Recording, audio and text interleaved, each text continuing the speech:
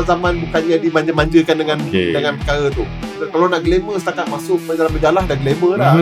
Rock tetap kan. Rock never die.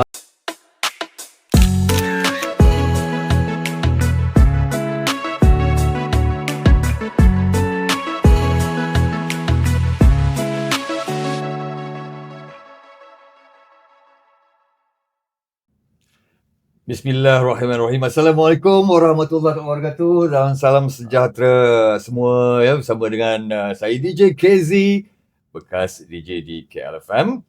Orang panggil DJ Legend sekarang lah, dah legend. Okey, dan hari ini kita bersama kisah seorang pemuzik dalam nada dan nostalgia. Dan dibawa saudara semua oleh Trans Talk Creative Semrat bersama dengan branding partner Nineflix. Baiklah, untuk podcast kali ini kita akan bercakap tentang seorang pemuzik ke, artis ke, pelakon ke, kan? Orang-orang yang bergiat daripada dulu sampai sekarang dalam bidang-bidang seni. Bidang-bidang yang menghiburkan penonton, pendengar dan sebagainya.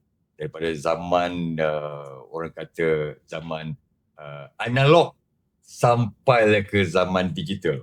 Semua di ujung jari kan. Zaman dulu memang susah nak dapat macam ni.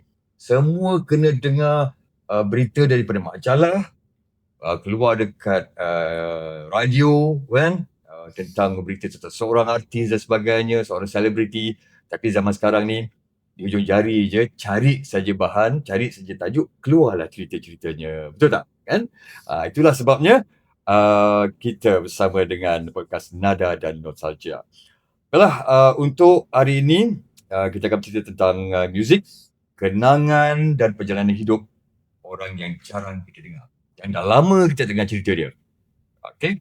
Dan berkenaan dengan tetamu saya pada podcast yang pertama ni, okey. Jom kita imbau kembali satu dua lagu ya, yang pastinya menyebabkan bila terdengar je lagu ni, bermula dengan tajuk je, semua kata, "Wih, lagu ni, penyanyi ni, muzik ni, kumpulan ni dan sebagainya." Apa dia kata? Imbaukan kembali lagu Kekasih Hati dan juga Kau Tetap Ku Hajati. Pastinya tahu kan siapa penyanyi lagu ni dan siapa yang berada di belakang, yang backup penyanyi ni. Kan? Mungkin anda tak tahu. Tapi pada hari ini, saya nak bawakan anda kepada seorang yang menjadi tulang belakang kepada kumpulan yang kita berikan nama Sting. Itu dia. Dia bukan orang biasa-biasa, tak asing lagi dengan pemain gitar, left-handed juga pula tu, kan? Dan boleh katakan seorang yang legenda dalam bidang muzik. Yang dulu dia sebagai Rosie Shire. Dan sekarang ni ada nama dia berubah sikit lah kan. Nanti kita beritahu kenapa berubah. Dan bersama dengan saya, ini dia bekas pemain gitar kumpulan Sting yang saya sebut tadi nama dia, Rosie Shire. Satu nama yang pernah kita dengar dan pernah mewarnai industri muzik satu ketika dulu. Apa khabar? Assalamualaikum. Waalaikumsalam. Apa khabar? Semua sihat Sihat. Inilah dia. Orang yang kita bawa untuk hari ini, Rosie Shire. Dia handsome, rambut panjang, macam dulu. Dulu rambut panjang macam dia. Masa dengan band dulu. Ya, panjang. Panjang Panjang. Saya kenal lah dia, dah pendek dah. Panjang balik. Lepas panjang balik. Itulah dia. Okey, baiklah. Dan sekarang ni dengan nama Tok D. Kenapa pakai Tok D tu? Kita cerita. Ya, Okey. Jadi saya dah kena panggil Tok D lah ni. Ya. Tok D bukan sekadar seorang pemuzik, tetapi juga seorang usahawan digital, pemilik platform Nineflix. Betul. Jadi kita nak imbau kembali terlebih dahulu tentang pengalaman di waktu mula-mula bersama dengan kumpulan Sting. Macam mana boleh tertubuhnya kumpulan Sting? Ya. Jadi Okey. Sting ni sebenarnya apa? Sebelum Sting dah ada grup dah. Okey. Tahun 87, 88, 89 aku dah start main muzik masa tu. Okey. Okey, walaupun masa tu kita sekolah kat sekolah agama kan. Hmm. Tapi ada gitar. Kita tetap pergi jam, weekend, balik Sekolah agama juga sekolah agama. Kan. Sekarang ni Seremban semua ni. Seremban. Dari Seremban ya. Oh. Ada sekolah agama. So weekend kita keluar bandar, kita pergi jam. Kalau balik kampung, monthly every month kita balik kita jam sampai kita habis dalam dah masuk form 4 tu. Jam tu dekat studio mana? Studio banyak kat Seremban tu. Banyak jamming studio lah. Ada AST studio, ada Zera studio semua kan. Tak ada lagi Banyak lah, tak tahulah sekarang. Jadi bila dah habis kita dah masuk ke masuk ke form 4. Masuk form 4 masa tu dah lagi serius tau. Sebab aku mula-mula menyanyi tau. Menyanyi. Sebab saja join jam daripada Seremban kan menyanyi. Lepas tu ada pula bakat main drum. Join band ni main drum pula. Join band ni main bass kan. Lama-lama member cakap kau ni tak boleh lah main drum, main bass. Kau kena main gitar. Dia kata sebab kau kidal dia. Oh, okey. Aku terpengaruh dengan dia. Aku terus praktis dah gitar kan. Tu start form 4 tu aku collect budak-budak lain. Aku tubuhkan band sendiri. Itu yang nama dia Sting. Masa tu tahun 91. Sting masa tu tahun 91 yang aku tubuhkan. So umur tahun masa tu? Masa tu 16. Masih lagi sekolah Sekolah lagi, dah ada fan lah masa tu. Tapi kalau zaman tu dah ada media sosial sekarang ni, ingat follower dah mahu 30 juta. Iyalah kan. Zaman analog lagi mana zaman analog kan. Tak ada. Masa tu just manual semua kan. Jadi bila kita dah form band tu, kita dah start practice. Kita dah main, dah boleh main orang kahwin semua kan. Pergi audition semua. Alhamdulillah lah. Lepas form 5, umur 19, lepas 3 tahun lepas tu dapat tawaran daripada label kan. Label MSO yang Lalaga bawa kita orang. Lalaga bawa kita orang ke MSO. Kita sign agreement dengan Sting semua. Dah tengah rekod lagu lah. Tengah rekod kat studio semua. Penyanyi pula tiba-tiba lagi malam. Penyanyi pertama lagi malam. Lepas tu tak apalah, kita aku je lah apa yang label buat, apa yang producer buat. Dia kata nak tukar penyanyi ke tukar lah. Berapa lama nak dapatkan tempoh masa nak dapat penyanyi baru? Tak lama sangat pun. Sebab aku pun tak tahu mana diorang jumpa dapat kan. Tahu-tahu dah start recording balik dengan penyanyi yang lain kan. Tapi tu tak kisahlah. Jadi album tu berjaya dekat pasaran kan. Kepadamu Kasih Hati kan. Ya betul tadi faham. Lagu Hajat, lagi lagu Sehari Amri, Kaulah Segalanya, memang dapat ni lah. So jadi album tu meletup tau. Meletup dapat masa tu dapat juara pujaan 10 Nescafe zaman tu kan. Ya. Radio 3 Seremban. Betul. Kan semua juara tu, kalah kan artis-artis lain ni, otak-otak kita masa tu kan. Zaman rock lele tu panggil kan, rock ciwang kan. Lagu-lagu keluar rock dengan kayu rock apa semua. Lagu ciwang kan. Okay. Seronok lah kan. Masa tu tahun 94 lah. Tahun 94 bila lagu tu dah hit kat radio, kita orang banyak function.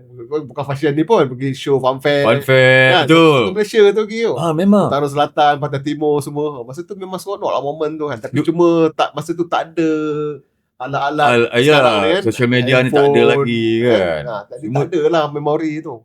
Sekejap tu, Funfair, bila sebut pasal Funfair ni kan, kalau band tu dia jemput untuk ke Funfair ni kan, dia kan satu platform yang juga mempromosi band tu untuk main on stage atau pentas. Macam konsert kan. Macam konsert. Memang konsert lah. Konsert lah.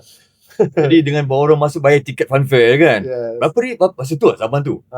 Zaman tu kita ada level juga tau. Contoh dia kalau artis-artis yang dah otai, contoh macam brother kita Ekspedisi, Mac, FTG ke, diorang tiket harga mahal sikit. Mungkin dalam RM10. Ya betul. Macam kita orang ni yang budak-budak baru nak up ni, ada masa RM4, RM5 kan. Bila kita orang tanya kenapa tiket kita tak jual lebih, orang kata nanti tak boleh, orang tak beli sebab mahal kan zaman tu kan. Zaman tu lah. RM5 mungkin sekarang RM50. Ya betul. Mungkin RM100 kan. Tapi okey lah, kita enjoy lah. Yang penting kita enjoy the music, kita main atas stage. Ya betul. Orang kata sebagai band yang diinginkan selain daripada lagu-lagu yang dalam album tu meletup, keluar di radio, dapat jemputan untuk naik di pentas, perform kat pentas. Itu yang memang sangat-sangat lah. Dalam industri musik masa tu, siapa yang dapat ke arah tu, itu adalah satu macam macam anugerah yang wow, memang best kita dapat main fanfare satu Malaysia. Tak semua artis masa tu yang berjaya main kat fanfare. Betul. Okay, walaupun lagu dia top kat radio, artis tu meletup dengan label-label yang besar, tapi dia tak semestinya boleh masuk ke fanfare. Ya, token fanfare tengok juga. Tu satu. Lagi satu peminat. Bila kau banyak lagu-lagu, terlalu banyak lagu-lagu jiwang, peminat tak suka. Peminat yang pergi fanfare ni adalah orang-orang yang brutal. Kan? Dia nak headbanging juga. Dia nak joget, menari semua. Walaupun akhir konsert tu kita nyanyikan lagu slow, lagu yang top, dia tak marah. Dia tak marah. Janji dia dapat momentum mula-mula tu. Yes. Openingnya dia dah rasa ni kan. Okay, sebut pasal lagu-lagu yang meletup, lagu-lagu yang rancak ni kan. Apa lagu-lagu yang Sting pernah bawa sebenarnya lagu sendiri? Untuk bermain di pentas. Sting dulu masa tahun 94, masa kita tengah havoc dekat fanfare, kita orang tak ada pun main lagu-lagu daripada album tu. Kita main lagu Guns N' Roses, Metallica, Bon Jovi, Offspring, dan adalah 2-3 band-band barat yang popular kan masa tu kan, macam Deep Purple kan semua betul. Kan. So macam lagu Sting ni, Kepadamu Kasih Hati, kita main masa nak ending. Dah lagi 5 minit, fight dah nak habis. Kita pujuk peminat, okay kita dah nak habis. Kenalkan ni lagu daripada album. Lagu popular kita nyanyi sama-sama. Orang tak marah. Okay? Ya, betul. Itu strategi kita lah. Betul. Sebelum tu, masa kita main fanfare tu, masa kita datang awal kan, kita tengok atas stage tu banyak macam kesan-kesan pasir. Kita orang tanyalah dekat brother-brother yang jaga sistem, bang, ini pasir apa bang? Semalam ada grup dia main, orang marah, dia orang baling batu apa, tanah liat kan. Kau risau jugalah kan. Tapi alhamdulillah Sting main fanfare tak pernah satu telur pun naik atas stage. Dan tak pernah satu tanah liat pun naik atas stage. Walaupun kita band-band yang tak adalah hebat sangat pun kan, tapi kita melayan peminat tu dengan cara kita. Okey, berdasarkan pada kita punya podcast Nada dan Nostalgia, kita nak dekatkan ataupun relatekan dengan nostalgia ketika nama dah mula naik, nama Sting dah mula disebut-sebut dan dapat jemputan untuk bermain di pentas-pentas seperti fanfare. Masa tu konsert belum ada lagi kat Malaysia ni kan. Konsert-konsert besar betul nak dipanggil pun belum ada. Dapat perform main dekat fanfare ni memang dah sangat kata macam dah orang panggil. Dapat bergerak ke satu Malaysia lah pula tu kan. Betul. Ikut fanfare tu kan. Okay, nostalgia dia. Tidur dia tu. Band ni pergi fanfare tidur dekat mana? Okay, zaman kita orang dulu, kita fikir macam mana tau. Sebab kita tak terlalu, bayaran tu tak terlalu mahal. Kadang-kadang walaupun organizer token fanfare bagi hotel, tapi kita tetap ambil pendekatan macam mana tau. Kita pergi hari ni, contoh kita pergi Johor. Kita pergi Johor, kita dah tolak dalam pukul 10-11 pagi gitu. Sampai sedang petang, kita duduk kat petrol pump. Lepas tu buka. Pergi minum, pergi makan. Lepas contoh pukul 6, kita sound check. Kita sound check dah habis, lepas maghrib. Kita pergi balik lepak-lepak minum kat kedai-kedai. Sampai time show. Pukul 9. Sampai pukul 9 dah habis, kita ambil keputusan balik KL. Kita jarang berlaku kita nak tidur hotel. Kita ni zaman-zaman bukannya dimanja-manjakan dengan perkara tu. Hotel, nak duduk dekat, nak makan kat sini, tak ada. Kita orang memang jiwa kita muzik. Okay, kita boleh main muzik, dapat main fanfare, jumpa peminat, dah syukur dah. Tak ada kita nak memikirkan hotel-hotel semua. Sebab apa? Saya bagi tahu dekat kawan-kawan, kita habis petang ni bekerja, malam ni kita turun balik, sampai KL, kita tidur balik. Kalau tak, besok pagi, contohnya kita tidur hotel malam ni, besok pagi kena balik juga. Lebih baik kita penat sekali malam ni. Besok pagi dah relax balik rumah masing-masing kan. Itu yang kita praktikkan. Walaupun ke Terengganu yang jauh pun kita balik juga. Balik hari lah kata. Balik hari sanggup tak pernah pun kita tidur hotel. Okay. Jadi kita dah sebut Tok D sebagai pemain gitar utama. Okay. Kita nak tanya juga nama-nama ahli-ahli band tersebut. Kita ingatkan kembali daripada sebagai pemain gitar utama, pemain gitar kedua, pemain bass, drummer, penyanyi. Boleh sebutkan nama-nama diorang ni? Okay, boleh. Tahu masa kita yang first label punya tu, yang artis yang pertama kita macam Usri kan. Lepas tu kita ada Alim, main bass. Alim. Zul drum. Lepas tu penyanyi kita Syah. Okay. Syah tahun 91 tu lah. Syah berasa semua Seremban. Semua Seremban. Tak ada istilah Sting ni daripada Johor ke, daripada Selangor ke, tak ada. Sting memang daripada Seremban. Form 1. Satu sekolah lah tu. 3 orang satu sekolah. Siapa dia satu sekolah tu? Ada semua tu? Sekolah mana tu? Sekolah agama tu lah. Sekolah agama lah. Okay, sekolah agama apa nama dia? Ada kat Seremban lah. Lepas tu Syah masa tu dia bekerja di studio. Syah kerja kat Zahra studio tu. Mana kita dengar pun tone dia sedap kan. Jadi kita invite dia jadi satu band lah. Lepas bila dia dah keluar dalam pertengahan recording tu, baru kita ambil satu penyanyi lain kan. Jadi terus jalankan je lah. Terus jalan itulah dia. Jadi dia keimbang with nostalgia lama kan. Dia mula sampai ke dah buat album, sampai ke dah dapat pemain stage dan mula dikenali ramai dan terus mendapat tempat di nama Toke Fun Fair ni. Dia dah booking dah. Nanti bulan depan kat sini pula ada macam tu kan. Betul. Okey. Dalam pada perjalanan hidup sebagai pemain band, sebagai ahli muzik, ada band ke sana ke sini dan sebagainya. Nostalgia yang tadi tu misalnya macam nostalgia yang happy, yang menggembirakan satu tahap. Tapi dalam kehidupan sebagai ahli muzik ni pasti ada turun naik dia. Selain daripada naik dia, kisah turun dia. Bagaimana dia tengah-tengah naik, ada tak jatuh balik sekejap ke apa ke?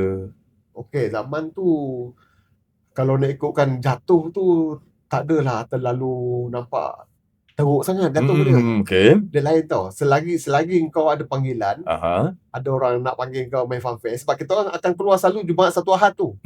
Sabtu akan dimain oleh band yang besar-besar. Ahad mungkin yang bawah sikit.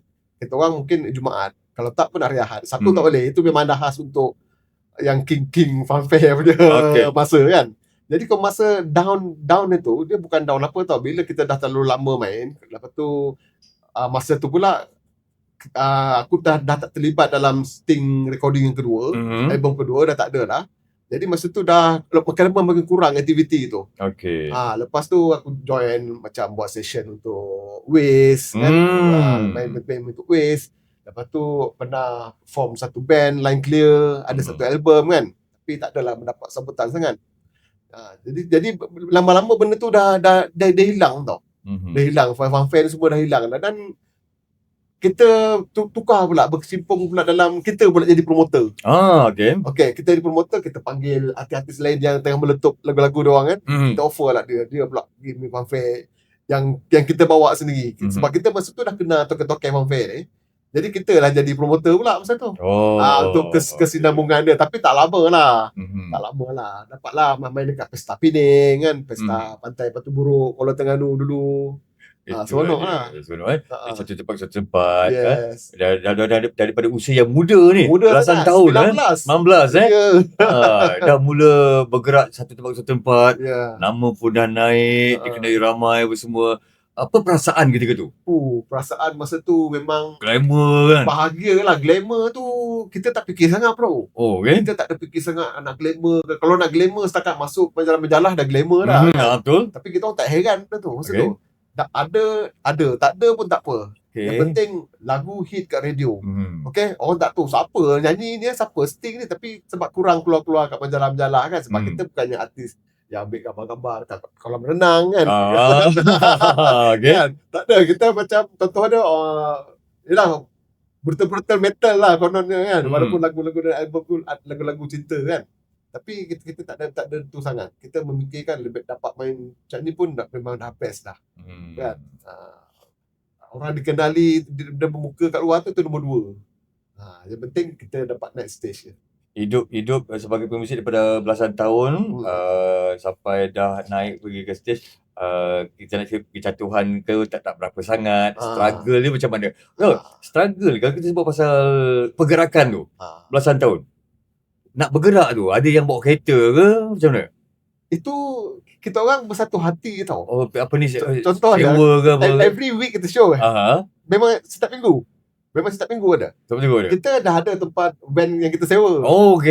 Sebab ada token band tu akan cakap, ini band tak ada. Yang ada Ford. Kita ambil Ford. Kan, lepas tu sewa dia berapa. Sebab tu kita tak tidur hotel. Kita tak nak sewa band tu akan naik. Kan, lebih kita ambil tu, kita sewa satu hari. Dulu sewa murah je bro kan. Satu lebih dalam satu hari kan. Itu je lah, kita isi minyak, bayar tol, apa semua tu je lah. Jadi income daripada Fun Fair tu dapatlah seorang kadang-kadang seorang 300 dia tolak semua kan. Kalau dapat seorang 500 part, alhamdulillah dah. Zaman tu bro. Tahun 94 memang 500 satu hari tu. Satu minggu kan. Masa tu tak betul. adalah kita heboh nak beli handphone, tak ada. Betul tak? Handphone lagi kan. Yang penting masa tu kita nak tumpukan maintenance untuk gitar. Kan tali gitar, nak servis, kan itu je. Pakaian sikit lah, pakaian pun kita just pakai t-shirt, rock pakai jeans, koyak sikit kan, kasut. Yalah betul.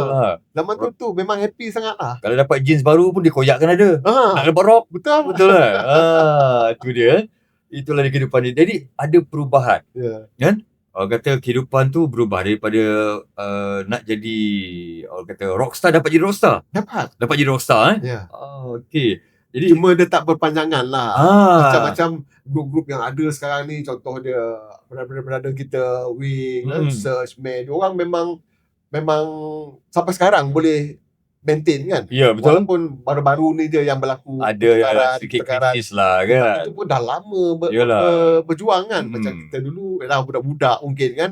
Kena cocok-cocok sini sikit, baru satu album meletup, baru nak nampak dunia tu dah macam-macam hal kan. Lepas tu bila kita nak wujudkan balik untuk yang kedua, contoh ada saya buat satu grup ni, nak dapatkan momentum tu balik bukan senang tau. Bukan senang. Masa dengan lagu dia, dengan penyanyi dia kadang-kadang tak match dengan ni apa semua kan. Susah kita nak naik balik. Sebab tu saya fikir dah zaman tu dah jalan, dah tak boleh buat apa, kita buat label pula. Kita dah mula berniaga kecil-kecil kan. Buat satu company event, dan bersama kita buat cari talent-talent lain. Kita pula jadi label. Ya betul. Kan, walaupun tak adalah besar sangat kan, tapi kita wujudkan satu artis lain yang untuk kita jual lah masa peningkatan tu. Peningkatan daripada saya main band, kita nak usahakan supaya kita ada pelapis-pelapis. Kita nak bawa juga artis untuk bersama kan. Tapi still dalam creative industry. Betul. Okey. Ke depan sebagai ahli band, dah ada kumpulan, ada album dan sebagainya, dah pergi show, ada tak satu-satu momen, peristiwa yang menyebabkan ingatan sampai sekarang yang tak boleh lupakan, satu perkara yang betul-betul membuatkan Tok D rasa macam happy sangat, dan satu momen yang buat Tok D down yang tak boleh lupa sampai sekarang? Kalau yang happy-happy tu mestilah tentang kita pergi function, pergi show kan.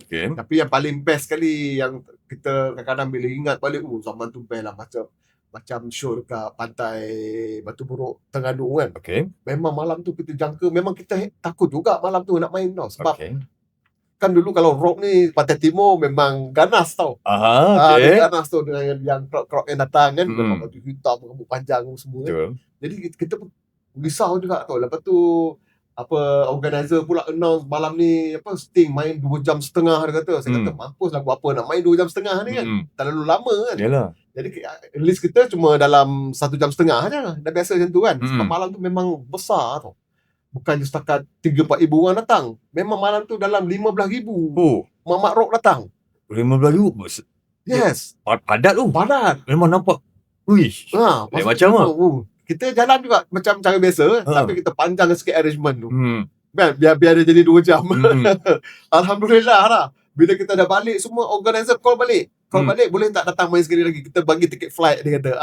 Itu momen depan kita. Wow. Itu dia. Sampai ke tahap ni kan, bagi tiket flight. Dapat tiket flight kan? Yang pertama naik van je. Yang kedua dia nak kata dia bagi tiket flight, dia kata.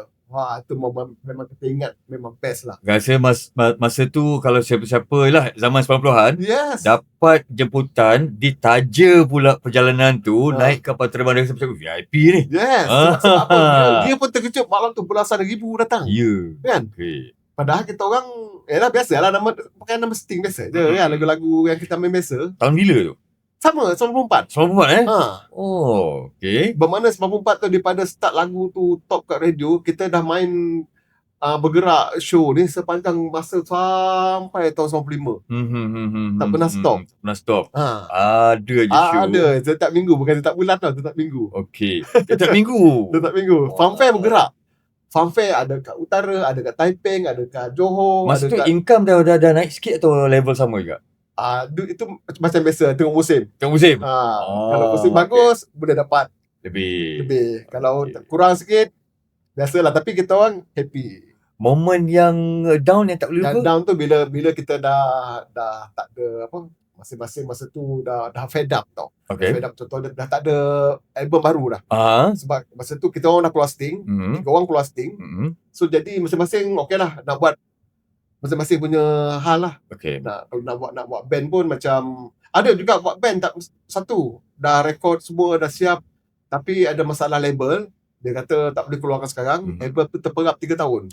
Jadi membuatkan aku rasa pun tak boleh tunggu 3 tahun kan. Aku buat kerja luar lah tu yang aku start main dengan Waze kan.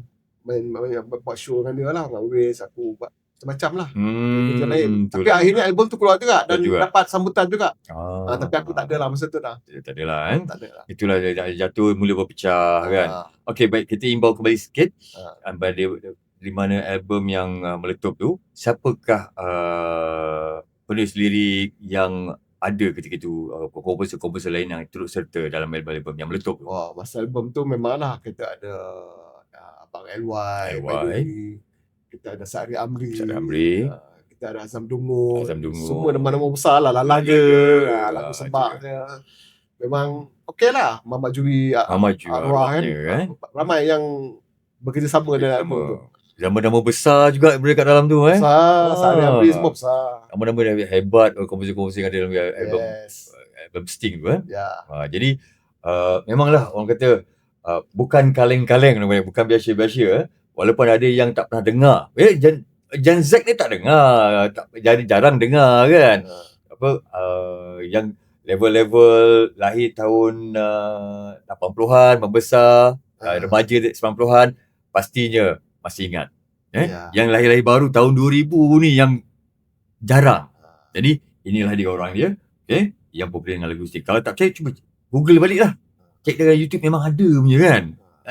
Lagu-lagu tersebut. Okay.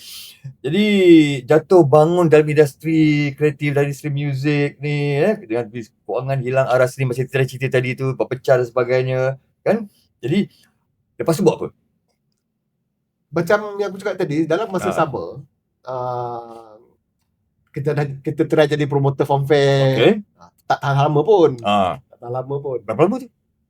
Tak tahulah, dalam tak sampai setahun lah. Tak sampai setahun.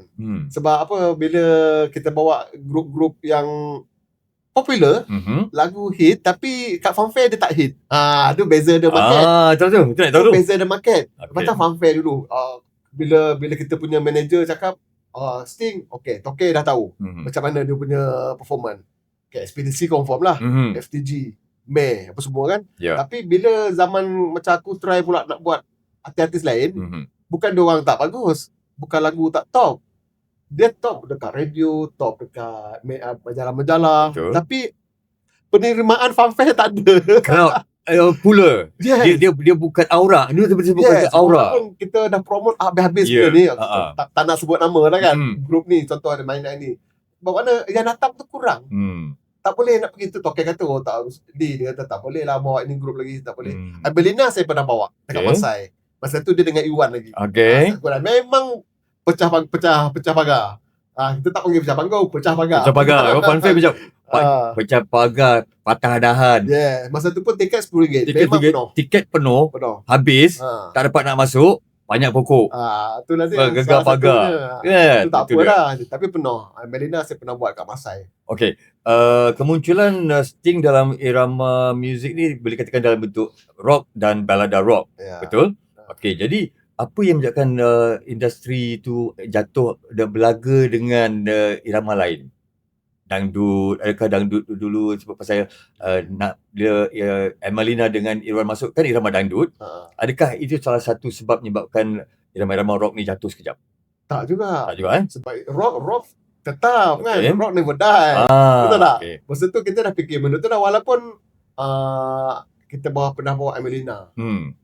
Penuh. Tapi bila kita bawa satu band dangdut lagi, tak penuh. Tapi lagu dia hit. Saya tak nak sebut nama band tu. Dia dangdut yang bergrup. Ada grup dia kan. Adalah satu ni. Tapi orang tak ramai. Bermakna aku ambil keputusan balik tak boleh buat lah ramai-ramai ni. Token pun tak nak. Susah kita nak promote ke token kan. Yalah. Kata bagus ke, memang token kata saya tahu ni lagu bagus tapi orang tak mau tengok dia kata kan. So, dia sebut aura lah. Aura je kita boleh dengar. Kita boleh dengar. Itu boleh, tapi nak tengok, nak menonton ni rasa macam alah. Boleh kita boleh kalau dah nonton di TV. Oh lain lah dia ni. Tak boleh. Popular tu ada. Populariti tu ada tapi penerimaan dekat fanfare dia tak ada. Okey. Di situ. Baik. Selepas pada tu, berapa lama perjalanan kehidupan sebagai artis dalam industri muzik sebagai dengan band? Ada tak mengelolakan satu bidang yang lain ke, platform yang lain ke, retak yang lain ke? Okey. Lepas kita dah banyak main dah join group sana sini. Saya pun pernah jadi producer untuk satu group pasal tu tahun 99 kan, group Crash. Kita produce lah album dia. Jadi alhamdulillah lagu dia pun top kat radio. Dekat sebuah radio top. Itu pun pernah try bawa ke fanfare juga. Tapi memang susah jugalah masa tu. Tapi zaman tu aku dah kurang dah. Dah tak concentrate sangat. Yalah, fanfare pun 99 ke 2000 dah mula. Dah mula tak macam dulu kan. Sebab dulu dia satu tempat tu dia besar. Betul. Kan. Kat belakang tu ada tempat stage dia apa semua kan. Tapi zaman tu bukan ada masalah grup tu tak bagus. Grup tu bagus main. Jadi fanfare ni dah berkurang kan. Betul. So fanfare pun dah banyak yang ada yang open free kan, tak ada bayar kecuali ada show-show yang tertentu baru dia tutup. Betul. Buat pagar. Jadi aku pun dah malas dah tu. Aku cuba main macam produce album group, album solo perempuan semua kan. Kita try buat lah. Sebab bidang tu kita minat. Sebab mana kita cuba dalam bentuk perniagaan pula. Kita buat label, kita jaga artis, wanita semua, ada grup juga kita cuba. Dan okey lah juga, tapi kita nak bersaing dengan big company bukan senang kan. Bajet diorang besar. Kita bajet ciput-ciput dia kan, dapat sini habis sini, dapat sini habis sini kan. Jadi benda tu tak dapat diteruskan sangat. Kita tak dapat ambil bakat-bakat lain nak duduk bawah label kita kan. Jadi dalam masa sama company tu dah ada, tapi company tu still bergerak dalam acara-acara event yang lain. Tetap dalam kreatif, tapi tak ada dalam album. Bukan album tak lagi. Bukan lagu lagi lah. Tak ada lagu lah. Kita mau tu event, mau tu macam supply untuk PA system, lighting apa semua lah. Sampai ke arah tu, sampailah kita naik step by step lah. Tak adalah mendadak sangat kan. Ada juga time-time jatuh dia kan. Betul. Tapi sampailah daripada Enterprise sampai 9 tu kita upgrade 2005 jadi Sam Berhad. Jadi kita nampak satu pencapaian yang bagus kan 2005 kan. Pada 2005 tu telah mulakan satu kedudukan yang lain daripada lecture. Daripada walaupun pun tak panjang dah. Kita mesti tadi dah dapat pendek sekejap kan. Daripada dunia muzik kepada dunia digital. Jadi untuk dunia digital ni kita akan cerita tentang satu platform yang baru yang ditubuhkan kan dengan satu industri yang baru kan. Kita akan cerita sekejap lagi. Boleh. Okay? Sambung sekejap lagi boleh? Alright. Okay.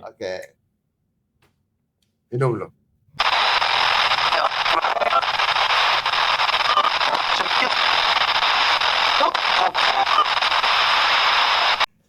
Okay, kembali kita ke podcast Nada dan Nostalgia. Bersama dengan living legend kita dan masih lagi di bawah Transtalk Creative Sam Berhad bersama dengan branding partner Nine Flex dan bersama dengan Tok D, the living legend yang masih bersama dengan kita ni daripada kumpulan Sting. Terima kasih. Dulu lah dengan kumpulan Sting. Ya dulu. Sekarang ni tinggal lama. Bukan tinggal lama. Sebenarnya kita ada plan nak buat remake Sting 91. Sting 91. Kenapa 91? Sebab dia aku kumpulan tahun buat Sting tu tahun 91. Jadi kenapa nak buat Sting yang baru? Kenapa keluar pada Sting yang lama? Keluar. Sebenarnya kita bukan keluar pun. Masa tu yalah biasalah kan bila lagu dah top, kononnya dah ramai peminat semua kan. Tapi musician kita orang biasa. Musician tak ada ni sangat terlalu macam perasan-perasan sangat. Sebab kita orang tahu kita orang musician kan nak main tu. So jadi bila dah tak bersefahaman tu, haluan dah lain. Jadi yalah kita orang kena sidai show Terengganu, masa tu nak pergi Terengganu show, tiba-tiba penyanyi tak datang kan. Masa praktis penyanyi tak datang, macam seolah-olah kita orang ni kena sidai bodoh-bodohkan gitu je kan. Jadi bila kita dah tak ada persefahaman tu lagi, so dah bincang dengan label apa semua, tak apalah, kita orang tarik diri kan. Kalau ikutkan boleh je kita nak pertahankan kan, tapi kita menghormati keputusan label. Bukan bubar lah bukan bubar lah. Kita tarik diri keluar kan. Tarik diri keluar dari label apa semua, tapi kumpulan tu masih ada lagi. Masih di label tu lah, dekat syarikat, dekat apa yang kontrak lah. Sebab kita fikir kan, tak apalah, aku boleh keluar, aku boleh buat grup lain, aku yakin aku boleh pergi kan. Bukannya nak takut sangat kalau kita tak ada grup kan. Ahli-ahli kumpulan tu masih ada lagi? Sekarang masih ada lagi. Masih lagi. Kalau panggil adakah? Boleh datang. Anytime kan? Itu. Walaupun yang asli yang yes. Okey. Penyanyi boleh carilah. Penyanyi ramai. Kan ramai, Malaysia ada, Indonesia ada. Kita buat lagu-lagu baru lah kan. Boleh je. Memang ada plan nak buat Sting 91 Okey. Macam-macam band-band yang gergasi di Indonesia ni bila berpecah, buat ada kumpulan, ada juga penyanyi gunakan daripada penyanyi Indonesia, penyanyi yang solo untuk satu album, project special project untuk konsert dan sebagainya Yes. InsyaAllah. Okey, tadi jadi bermakna kumpulan Sting tu masih lagi ada. Bukan berpecah langsung, tidak sehaluan, cuma masing-masing buat kerja masing-masing je. Untuk grup masih ada lah. Masih ada lagi. Penyanyi mungkin dia dah jalan show lain-lain lah. Sendirilah Kita tak masuk campur apa pun kan. Kita pun tak kacau orang kan. Tak ada terasa hati Tak ada. Semua okey Fakta okay lah ni. Rezeki Allah tentukan. Alhamdulillah, itulah dia. Okey, baik. Dan kita tadi sebelum berhenti saya akan bercakap tentang nak bercakap tentang daripada muzik ke arah digital. Digital yang macam mana tu? Adakah sekarang ni masih lagi dalam industri ataupun ada perniagaan lain? Sebab sebelum ni dengar-dengarnya ada dalam industri filem. Tu nak share tu. Sebenarnya macam ni tau. Dia bukannya setakat bila dah muzik, yang membuatkan aku slow dalam muzik ni masa tahun 2004 tau. 2004-2005 masa tu aku on off Malaysia tau. Jadi aku tengok kat Malaysia ni band-band lagu-lagu dah orang dah kurang minat. Kebanyakannya semua suka lagu-lagu di seberang. Yalah. Kan lagu-lagu Indonesia semua semua minat. Memang dia orang tengah dah macam conquer market Malaysia tau. Macam trending ketika tu macam album Malaysia ni dah kurang. Orang dah tak dengar, orang tak nak beli dah. Tapi album yang luar orang suka. Itu mula dia, tapi masa tu kita orang plan lah apa nak buat. Dengan ada member datang seorang, dia kata kau ada company kan? Ada lesson. Ada. Okey, apa kata kita buat filem pula, dia kata. Itu punca dia tu kan. Bila kita buat ni, kita dapat lah skrip. Yang pertama skrip kita apply kat Finas, minta bantuan Finas tolong kan. Kita apply, alhamdulillah dapat lulus 1 juta. Finas bagi ini kita bagi kredit kepada Finas lah kan. Masa tu. Jadi tak jadi buat. Tak jadi buat. Walaupun kita dah dapat kelulusan tu, tak jadi buat. Ada sikit konflik. Isu lah. Ada isu lah kan. Yang tak masuk akal. Tak masuk akal. Lepas tu kita diam balik. Aku diam balik. Lepas tu cuba sekali lagi. Tanpa bantuan orang lain pula. Kita cari skrip dengan arwah Majid Saleh. Yang olah balik skrip semua. Jadi masuk balik kat Finas. Cuba balik. Alhamdulillah dapat kali kedua pula. Company yang sama dapat kelulusan kali kedua 1 juta, dapat bantuan 1 juta. So start daripada tu lah, pergilah ke arah filem pula. Dah lah tak tahu apa-apa tentang filem production kan. Main buat je. Review kan. Main buat sebab dah ada dapat satu ni. Cuma dalam masa tu kita memikirkan apa yang contoh ada Finas minta tu kita ada kan. Contoh ada skrip. Siapa pelakon. Tapi masa tu apa yang kelebihan yang aku ada daripada segi strategi marketing, AMP kan, macam mana kita nak buat. Masa tu kita combine dengan artis Indonesia dengan artis Malaysia. Ya, betul. Itulah ada arwah Ashraf Sinclair, Sabah Rizka, ada Lestari semua kan. Masa tu kita ada ambil Inul. Inul pula tak free, dia nak pergi Mekah kan. Jadilah filem tu. Tapi dah dijadikan cerita, dah siap filem syuting, rezeki tak ada pula. Okay? Tergantung pula kat situ. Simpanlah bertahun-tahun. Dan di situlah saya mula mengenali Tok D. Kerana saya mendapat offer, orang tiba-tiba ada supporting. Jadi supporting lah. Pelakon jugalah. Ada agent daripada Tok D juga. PR music dia kata, dia PR. Dia call, Abang Kezi katanya. Abang Kezi DJ yang buat kisah seram tu kan. Kisah seram tu. Jadi Abang Kezi mesti ada film macam mana film-film seram ni. Kenapa? Jadi dia kata, ada orang nak jumpa. Nak berlakon tak? Mestilah nak kan. Nak cuba kan. Dia pergi jumpa di pejabat, di Ceras masa tu. Permaisuri.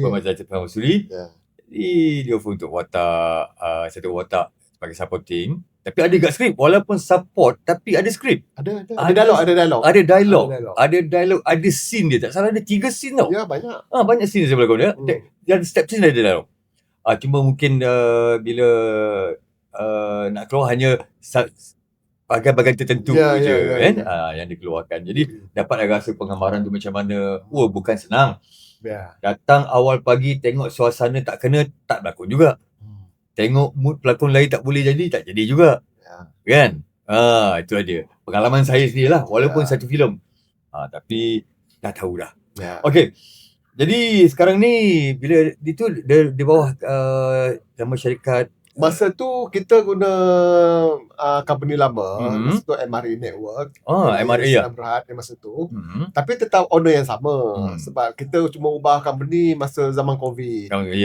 Zaman COVID company tu dah tak boleh wujud lagi, tak boleh maintain, niaga semua dah tak ada apa semua. Lepas COVID ada rezeki sikit, kita form yang baru, tetap owner yang sama. Lah ni kerja yang sama, acara apa bidang-bidang yang sama juga. Cuma ada satu tambahan yang paling best tu kan, yang baru lahir kita punya baby ni kan. Itu dia. Kita cerita lain lah kan. Dan dah tajuk dia pun kita tukar kan. Lah filem tu yalah macam orang cakap, kita tak pernah berkecimpung dalam dunia perfilman. Tiba-tiba ada rezeki, dapat bantuan daripada government, daripada Finas khususnya. Jadi kita cuba buat lah. Tapi alhamdulillah lah ramai kawan-kawan yang bantu kan. Tapi cuma yang kita tak tahu tu macam mana daripada segi editing, post, online, offline semua kan. 3 kali saya kena tipu dalam kerja-kerja tu. Dan kos pun bukan kecil-kecil. Ada yang dah bayar 40,000 tak siap edit, ada yang dah bayar 20,000, 15.5 pun edit tak siap. Ada yang kita reshoot sikit pun tak siap. 3-4 kali. Yang membuatkan saya rasa, alamak, orang-orang production ni banyak penipu ke daripada orang muzik. Sampai kan aku fikir macam tu tau. Kan? Bagi tak edit. Tapi orang muzik bagi sekali tu jadi. Kan? Masa tu aku negatif lah kan. Bukan semua orang macam tu kan. Itulah kena dia, ban pula kan. Itulah dia risikonya. Tapi alhamdulillah bila dah lama-lama tu aku dah naikkan balik semangat dan cari kawan-kawan investor yang boleh membantu kita kan, sebab kita dah tak ada capital nak keluarkan. Barang dah siap, cuma nak memikirkan macam mana kita nak riliskan ke pasaran kan. Jadi adalah bantuan daripada kawan-kawan yang baik yang boleh invest kat situ. Jadi alhamdulillah keluarlah Syaitan Munafik tahun 2023. Dilancarkan di TGV kan? Pada 21 Disember. Betul. Alhamdulillah dah jadi title producer. Okay? Dan dapatlah main di Pawagam Malaysia. Alhamdulillah bertahan 21 hari masa tu. Dan juga di Indonesia. Okay. Selepas tu kita nak sambung Indonesia. Pun sama juga. Kita dapat kekangan modal. Sebab kan kita nak pergi sana bukannya simply boleh masuk kan. Betul. Jadi masa tu jarak agak lama sikit, dalam 2-3 setahun lebih. Lepas tu baru kita ni lah. Walaupun masa tu aku memang on off Indonesia, connection tu ada. Tapi kalau kapasiti kita tak cukup kuat, jangan cuba-cuba adik. Macam tu lah kan. Jadi alhamdulillah kita dapat launching kat sana 25 Disember 2024. 2025. Kita dapat main 40 pawagam dekat Pulau Jawa di Indonesia. Dan sambutan dia alhamdulillah. Yang penting filem tu ada di Indonesia. Masa tu kita tak ada memikirkan kita nak hit nak pecah panggung ke, tak. Kita tak ada. Kita nak membuktikan kepada market bermakna filem kita boleh ada cara macam mana kita nak main kat Indonesia. Formula tu kita dah ada. Bukan yang lain dia ada formula. Kita pun ada formula. Jadi bermakna sekarang ni Tok D ada memegang jalan boleh ke Indonesia kalau buat drama ke ataupun filem terkini, especially filem jadi dah tak risau untuk dipasarkan di Indonesia. Betul. Dan ada gabungan pelakon Melayu dan juga Indonesia juga. Betul. Malaysia dan Indonesia. Betul. Itu dia. Okey, sebab lepas tu dan filem itu ada terbabit dalam satu industri kreatif yang terkini, yang dikatakan baby yang terbaru, iaitu Netflix. Netflix. Bagaimana Netflix tu tertubuhnya, untuk apa dah pula tu Okey. Daripada mana datang idea Netflix ni? Okey, dia related dengan Netflix ni dengan industri kreatif ni. Macam mana tahu?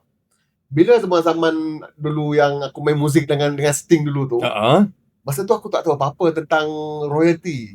Okey, kita cuma tahu orang suruh daftar ni, isi borang ni, hantar kepada ni. Besok lagu kita main kat radio, main kat mana platform, karaoke, kita akan dapat royalty. Setahun sekali. Kita ikut je lah. Tak ada masalah lah. Itu dia ni. Tapi makin lama kelamaan, bila benda tu lagi besar, pasaran collection dia besar, pendapatan dia besar, jadi banyak kita punya brother-brother proposer otak-otak lama ni banyak yang bercerita tentang ketulusan. Okey, kita tak cakap orang tipu tu, tak. Ketulusan tu. Bermakna benda tu tak settle tentang berapa royalty sebenar, berapa kutipan. Kan lepas tu banyak pula tumbuh yang lain, badan-badan kolektor yang lain kan, tapi tak bertahan lama pun. Okey.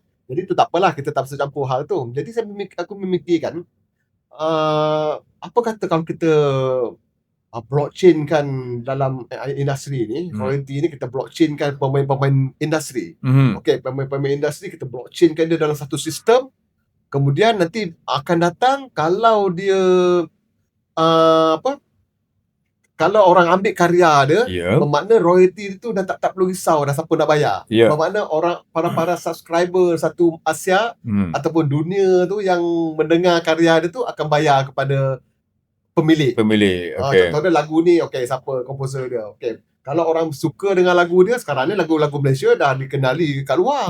Orang luar suka dengan lagu Malaysia, betul tak? Orang Korea pun suka nyanyi lagu Malaysia. Betul tak? Bermakna bila dia subscribe dalam kita punya super app nanti, kita akan wujudkan super app, bermakna dia automatic royalty tu akan dibayar terus komposer-komposer. Tapi bukan sekarang. Sekarang ni kita masih membangunkan komuniti kita. Kita nak bangun komuniti kita, Malaysia dan Indonesia nak bergabung untuk dalam beberapa ribu member lah. Kita akan wujudkan super app tu. Tapi komposer-komposer yang ada ni pun kenalah bergabung dengan Netflix kan, berdaftar dengan Netflix secara sah. Kan? Mesti. Kalau jadi komuniti kita. Jadi kalau tak berdaftar tu memang tak dapat nak royalty nak disalurkan. Kalau yang tak bagi kerjasama, tak nak join kita punya komuniti, besok bila kita dah bangunkan super app kita untuk roadmap kita yang ke-5 ni, hujung tahun ni insyaAllah, bermakna kalau dia ketinggalan, janganlah marah kita. Betul kan? Jangan marah kita sebab orang lain dah ambil peluang tu. Sebab bukan di Malaysia, di Indonesia, di Filipina, semua Asia, semua kita akan gabungkan dalam, kita akan blockchain kan dia, bermakna tak ada masalah dah tentang royalty. Jadi bermakna Netflix ni yang melibatkan royalty dalam pemain industri bukan sekadar di Malaysia tetapi di Asia. Jadi Tok D sebagai tugas utama dalam Netflix, pengasas. Jadi akan memantau royalty kepada pemain industri di seluruh Asia. Siapa yang ada jadi komuniti kita. Sebab apa tadi macam brother tanya tadi pasal berada di Asia. Sebab apa tak ada negara yang tak ada muzik. Tak ada negara yang tak ada creative industry. Semua negara perlukan hiburan. Ada lagu, ada drama, ada filem pendek, ada tu. Termasuklah pembuat kek, kreatif industri, pelukis potret, itu semua adalah dalam bidang kreatif industri. Pelukis, yes, kan? Tetapi sekarang ni kita cuma dah utamakan pada pemain-pemain kreatif dalam bidang pencipta lagu, filem, lirik. Tapi dah dulu kalau kat Malaysia cuma ada royalty yang collect royalty untuk lagu, untuk lirik. Tapi bila adanya Netflix ni, kita gabungkan semua pemain tu daripada penulis drama, skrip, pemuzik, pelakon, pengarah, penyanyi, semua kita satukan. Jadi masing-masing ada royalty masing-masing. Ya, kalau yang sekarang ni yang dapat royalty siapa saja? Orang kata maksudnya dalam satu album tu yang dapat album penulis lirik, komposer dan label. Penyanyi tak ada. Penyanyi tak dapat sebab dia popular dah dapat pergi show. Itu je. Tapi dekat Netflix, siapa yang jadi komuniti kita dan dia pula aktif berkarya, karya dia disukai ramai, orang subscribe, orang bayar, dia dapat. Kita share. Itu yang perlu diketahui. Yes. Sekarang ni kita nak beritahu kita tengah bangun sekarang ya. Yes. Okey, jadi kepada sesiapa yang ada berkecimpung dalam industri muzik, kreatif, apa saja, mungkin dalam sekarang ni ada yang buat lagu AI. Banyak kan lagu AI tapi sekarang letakkan di YouTube. Tapi mengharapkan itu sajalah. Tapi kalau dia berdaftar, dia masuk dengan Netflix, join kan sebagai community akan menerima royalty akan datang. Itulah dia, jangan lupa. Yang penting community tu pun orang-orang kreatif. Kalau yang tak kreatif, dia akan jadi sebagai subscriber. Tapi kalau dia adalah orang-orang kreatif, dia pula komuniti kita dan dia ada buat video, drama-drama pendek, ataupun dia pergi basking kat mana-mana, dia rekodkan, dia bagi kat kita keluarkan dalam sebuah app kita. Kalau promotion dia bagus, orang minat, orang subscribe, dapat. Ya, betul. Mudah aja. Bermakna telus. Jadi kita dah tunggu every year nak bagi tak payah. Jadi bermakna sekarang ni apa yang ditubuhkan Netflix ni untuk semua semua. Yes. Termasuk baskers sekalipun apa saja dalam industri kreatif. Okey, jadi kepada penonton-penonton podcast ni, Nada dan Nostalgia, sekiranya anda seorang baskers, jom bersama dengan Netflix sebagai satu komuniti. Semualah yang terbabit lah. Walaupun dia ambil lagu orang, dia nyanyi lagu orang. Macam mana tu? Kalau dia ambil lagu orang, dia akan dapat daripada tukang punya lagu tu. Siapa owner lagu tu, dia kena dapat keizinan tu. Bermakna karya tu bukan dia punya 100%. Betul. Bermakna kalau karya dah 100% lain. Kalau lagu orang, dia kena dapatkan persetujuan dulu. Bermakna adil lah lepas pada ni. Yes, adil. Betul juga. Contoh dia, kalau dia nyanyikan balik lagu, contoh dia lagu yang popular, komposer lama kan, dia nyanyikan balik. Dia keluarkan modal buat video klip. Bermakna komposer tu setuju. Bermakna pembahagian nanti akan separate lah. Berapa dia punya, berapa komposer asal dia punya. Bermakna kita bagi sama ni, bagi dengan telus lah. Itu dia. Baik. Itulah Netflix. Jadi beza mindset. Sekarang ni dah ada dua personality ni. Tok dia ada dua personality. Pemuzik, producer dan juga usahawan. Jadi mindset tu macam mana? Adakah dia berbeza ataupun satu? Okey. Boleh tahan juga soalan. Bagus soalan ni. Dalam kreatif muzik contoh dia, itu dia dah tak 100% dah. Dia dah tak tumpu 100%. Okey, daripada segi kita nak ada keinginan nak buat tu dah kurang. Kalau ada masa kita buat. Itu dalam muzik. Dalam kedua tadi apa?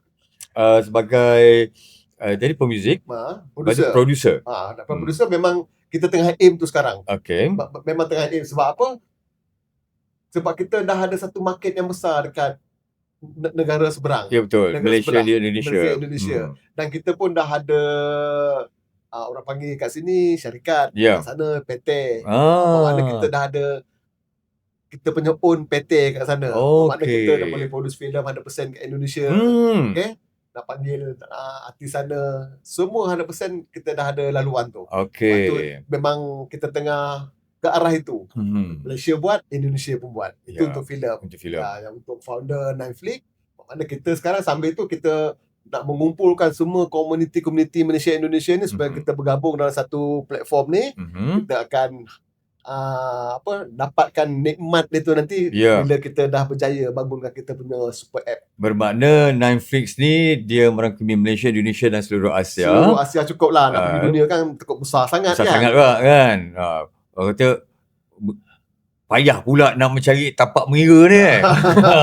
Tapak mengira tu yang payah tu. Betul. Kita takut pula ada tak telus kan. Sebab dalam industri ni ketelusan. Betul tak? Okay. Macam Tok D kata buat filem kena tipu. Tak telus lah tu.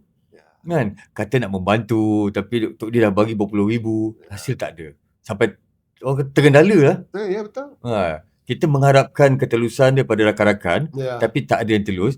Jadi projek tu lama terbengkalai betul? Betul. Tergendala. Betul. Akhirnya tapi dapat dikeluarkan juga walaupun lama. Cuma teknik dia sekarang datang kalau buat yang terbaru dengan adanya teknik CGI dan juga AI ia akan lebih baik lah insyaAllah. Kita belajar lah kat situ. Kita belajar. Tu ilmu tu tinggi, betul? Mahal harganya tu kan. Dan lepas pada ni kalau dah tahu dah kalau ciri-ciri orang yang begini dah tahu ini dah saja nak main. Kan? Ini okey, kita podcast ni kita cakap terang. Kita tak ada nak berlapik-lapik tapi kita kata adalah tak boleh nak diterus terang sangat. Tetapi untuk ketelusan supaya tidak ada orang yang boleh bermain-mainkan kita lagi. Ya, betul. Kan? Macam Netflix ni aku bawa tim-tim yang ada sekarang ni semua kita tanya kau ni datang sini nak buat betul-betul ke ataupun nak saja lepak-lepak mengopi ke kan. Kalau betul-betul nak berjuang sebab benda ni bukan kecil bro. Benda ni besar. Asia nak kumpulkan Malaysia Indonesia ni bukan satu kerja yang mudah. Betul. Tapi kalau dapat kan tak pepatah kita buat macam mana tau. Tak jadi tu biasa. Tapi kalau jadi macam mana? Luar biasa. Kan? Yang tak jadi tu biasa lah. Betul. Kan jadi kita biar buat tu dengan hati lah. Betul. Kita buat satu benda tu dengan hati. Kalau kita sekadar melompat sana sekejap, melompat sini sekejap, sampai bila pun kau takkan ada apa pun. Baik, Tok D. Kita nak bercakap tentang bertahan lama. Kan? Daripada tahun 90-an, awal 90-an, 91 sehingga ke 2026. Ada 3 bahagian pemuzik, producer dan juga usahawan. Okay. Di zaman dulu tahun 90-an lahirnya sebagai seorang pemuzik, selebriti semua dalam bentuk yang analog, bentuk yang raw, bentuk yang tak ada video. Nak buat video klip pun berbayar kan. Tak boleh buat video sendiri, nak kena panggil cameraman, nak kena ada semua. Betul nak buat video klip kan? Betul. Lepas tu nak lahirkannya ambil masa. Kan? Bila dah lahirkan dia keluarkan video klip, orang suka tak suka kita tak tahu. Jadi orang kata senang susah senang, payah jerihnya kehidupan ambil masa yang lama. Berbeza dengan zaman sekarang. Ada dengan zaman dan teknologi yang terkini, mudah. Yang orang kata budak sekolah pun dalam pada sekolah menengah dah boleh jadi influencer. Boleh menerbitkan bahan dan sebagai bahan salipan konten lah. Nak menyanyi pun nyanyi lagu orang, joget lagu orang pun jadi konten. Betul? Dah jadi selebriti. Selebriti lah di media sosial walaupun tidak ada pengiktirafan di dunia. Tak ada value lah. Walaupun tak ada value. Dia tak cakap bezanya influencer dengan selebriti dia lain. Artis selebriti. Artis selebriti dia lain. Selebriti ni dia dah masuk dunia penggambaran, dunia majalah, dunia surat khabar. Nama dia bertulis. Bertulis sampai ada orang bukukan cerita dia pun ada. Itu dah jadi selebriti. Tapi influencer ni dia pergi ibarat angin, ibarat daun ditiup angin. Dia naik, kita nampak dia terbang, lepas tu dia hilang. Yang marah. Yang marah lepas tu dia muncul balik. Kan? Betul. Ada konten menarik dia keluar balik. Kan? Tapi populariti memang popular kan? Dan influencer ni ada yang menjadi popular disebabkan kecaman. Ada yang popular sebab pujian. Dan artis lama pun macam tu. Tetapi artis lama paling takut kecaman. Yang akan menjatuhkan dia. Zaman tu lah. Zaman tu kan. Dia nakkan semua yang baik-baik je kan. Berbeza dengan zaman sekarang. Jadi dengan itu kepada sebagai orang lama lah. Sebagai the living legend. Sama kita. Dia lebih legend bidang muzik, dia lebih legend bidang DJ. InsyaAllah Penyiaran. Okay, jadi nak jadi musician, ahli muzik atau content creator, apakah nasihat Tok D? Orang yang dah ada dalam bidang muzik, dalam bidang filem dan usahawan sekarang ni. Nak nasihat banyak pun tak tahu apa nasihat dah. Sebab sekarang ni dunia dah lain. Dunia influencer sekarang lagi dahsyat kan? Apa yang kita nak nasihatkan sesilap, dia orang balik nasihat kita. Betul. Betul tak? Sekarang ni Oyan pun dah ada podcast ni. Kan? Kita kan. Cuma boleh nak share je lah. Apa-apa yang kita buat, sesuatu benda yang kita buat tu, tak kira lah dia ni influencer ke, selebriti ke, artis ke apa ke, buat dengan hati. Okay? Kalau nak buat betul-betul. Betul. Okay? Kalau nak kasih benda tu berterusan, cari kawan-kawan yang boleh bekerjasama. Okay? Sampai benda tu sukses. Okay, buat betul-betul tu yang boleh kita share kan. Nak nasihat benda lebih tak boleh lah, sebab kita ni bukannya bagus sangat pun, bukannya orang besar-besar sangat pun. Kan, nak comparekan dengan orang-orang yang dah ada sekarang ni, kita nak kejar pun, zaman digital dia orang ni, lahir digital ni terlalu cepat benda tu berlalu. Kita analog. Betul. Analog masih merangkak lagi. Dia nak pergi ke digital tu, dia ambil masa lagi. Orang kata kalau berlaku hari ni, berita dia keluar minggu depan. Yes. Kan? Jadi hari ni berita keluar minggu depan. Orang nak tu cerita kita dah sakit ke kan. Contoh kita sakit, dah masuk hospital lah. Dah nak sihat dah. Berita baru je keluar.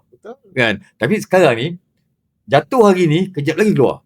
Kan? Bermakna kita terpaksa mengikuti zaman diorang sekarang. Diorang era digital. Bermakna kita zaman-zaman lama nak tak nak kena kejar. Kena ikut, kena follow apa yang diorang buat. Kan, benda-benda yang baik lah. Betul. Benda yang tak baik apa kita nak buat kan. Kita pun dah umur-umur macam ni kan. Yelah. Tu je lah kita punya pandangan. Jadi kita boleh kongsi pengalaman je lah. Kan? Bagi ilmu pun tak boleh. Sebab kadang-kadang diorang lebih hebat. Influencer baru ni dia memang hebat lah. Hebat lah. Bukan lebih, memang hebat. Kalau tak hebat, tak berani buat. Betul. Dengan idea dia orang, dengan kerja dia orang kan, dengan facilities dia orang buat tu. Betul nak kata Cukup, yes. Kalau dulu kita nak menyanyi tepi jalan, pegang gitar, berani tak? Tak berani. Tak berani kan? Nak kena ada kena betul-betul kental. Kan? Baskers dulu pun berapa ramai je benda tu kan. Tapi sekarang dia ramai baskers kan. Sama lah juga yang influencer ni. Dia letak, dia beli telefon bimbit dekat tepi jalan, dia boleh berjoget. Seorang-seorang. Kan, dia boleh berjoget seorang. Janji dia jadi konten. Beza dia. Bro berani tak buat? Weh, jangan. Tapi kalau suruh saya borak pasal hantu, cerita seram, insyaAllah. Ada slot Jangan lupa panggil. Tunggu. Okay. Baiklah, kita pernah menghampiri ke penghujung dah ni kan. Jadi kita nak tanya sikit, kalau boleh lah kan. Kita main dulu, zaman kita zaman kaset. Betul? Zaman kaset, CD. Kalau sebelum tu zaman cartridge, record kan. Kalau kita nak dengar balik sesuatu, kita kena rewind. Kita kena ke belakang balik. Kan? Zaman sekarang tak perlu dah. Nak dengar balik, tak payah nak ngit lagi dah. Tekan dia pun, tarik je, drag ke belakang, dah boleh dengar balik. Tapi kalau kehidupan kita dah usia sebegini, kalau kita dapat rewind balik kehidupan kita, apa yang nak diubah? Ini kalau macam lagu tu lah, kalau dapat aku undur masa lah. Kan? Jadi cuma tu je lah, kalau ada pun benda tu, kalau berlaku lah, tapi takkan berlaku pun. Kalau berlaku pun, kita akan buat apa yang tak sepatutnya kita nak buat tu, kita buat lah masa tu. Okay? Kita positifkan benda-benda yang tak sepatutnya berlaku kan. Yang negatif tu kita baikkan dia balik. Itu je yang kita nak perbaiki, perkara-perkara yang nak berlaku. Tapi benda tu takkan datang pun. Cuma kita bagi tahu tadi, macam tadi kita bagi pengalaman kita dan pengajaran kita, apa kita ada kepada yang baru-baru. Betul. Itu dia. Baiklah, kita pun dah sampai ke penghujung podcast kita, Nada dan Nostalgia, yang dibahas untuk anak-anak semua oleh Transtalk. Kita pun dah tua mata pun. Transtalk Kreatif Berhad bersama dengan branding partner Netflix. Bersama dengan Tok D ataupun dikenali sebagai Radin Rosdi sekarang ni. Nama industri nama dan industri. Sebab apa dah dikenali di Indonesia, orang kata meletup jugalah Boleh tahan. Boleh tahan Okay, dengan Netflix, betul? Ya. Okay, jadi kita terima kasih atas perkongsian pengesahan kisah hidup daripada dulu sampai sekarang. Dan kadang-kadang kita ingatkan hidup ni satu jalan yang lurus dalam straight line. Tapi kadang-kadang rupanya ada banyak selikuh. Banyak. Liku-liku kehidupan. Itu nama liku-liku kehidupan. Ya. Onak dan duri ranjau. Jadi yang buat kita menjadi siapa kita hari ini. Siapa Tok D hari ini. Saya pun ada sikit nak pesan dalam kita tengah buat pergerakan untuk Netflix ni kan, kita dapat rakan kerjasama dengan Trendstock. Okey, bermakna kita dah menjalinkan satu sama untuk podcast ke, untuk apa-apa interview media lepas ni. Mungkin diorang punya idea pun nak interview pemain producer filem, mana-mana yang ada launching apa. Kita akan bekerjasama kat situ lah, kat situ nanti. Bermakna alhamdulillah lah, kita pun terima kasih kepada rakan Trendstock kita. Ya, Trendstock yang provide semua ni. Bermakna kita di masa datang kita akan terus jalankan projek ni dengan artis-artis yang lain. Okey. Ini cuma pembukaan. Ini pembukaan saya sendiri. Lepas ni mungkin kita akan ada support daripada artis-artis yang lama dan yang baru. Ya. Sampailah kepada produk-produk yang nak jadi penaja. Jadi penaja kami lalukan. Ya, betul. Dan jadi kita sampai ke hujung. Jadi kepada yang sedang menonton ni, kalau orang semua suka, jangan lupa untuk subscribe, like dan juga share Nada dan Nostalgia. Jadi kepada yang ada, jangan lupa komen kat bawah ni, bagi tahu lepas ni siapa artis yang nak kami bawa ke dalam Nada dan Nostalgia ni. Jadi jangan lupa sekali lagi untuk like dan share, subscribe Nada dan Nostalgia dalam cerita lain, dalam nostalgia yang berbeza. Jumpa lagi. Assalamualaikum.